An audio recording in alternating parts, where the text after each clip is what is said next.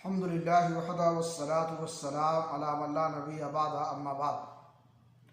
इस्लामी भाइयों, अल्लाह रब्बुल आलमीन ने हमें दुआ करने का हुक्म दिया है, इसलिए हमें चाहिए कि अल्लाह रब्बुल आलमीन से दुआएं करें और सब कुछ उसी से तलब करें और मांगें और उसी के सामने दस्ते सवाल दराज करें, खुसूसन उन औक़ात में जो दुआ की कबूलियत के हैं, जैसे अज़ान और इक़ामत के दरमियान जो वक्फ़ा होता है, ये दुआ की कबूलियत का वक्त होता है।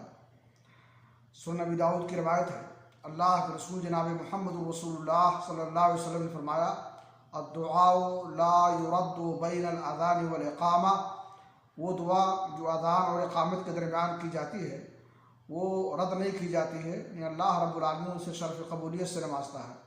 लिहाजा हमें चाहिए कि हम इस वक्फ़ा को गनीमत समझें और इसमें गप शप करने के बजाय अल्लाह रब्बुल आलमीन से दुआएं करें। अल्लाह ताला हमें इसकी तौफ़ीक़ बख्शे। व आखिरु दअवाना अल्हम्दुलिल्लाहि रब्बिल आलमीन।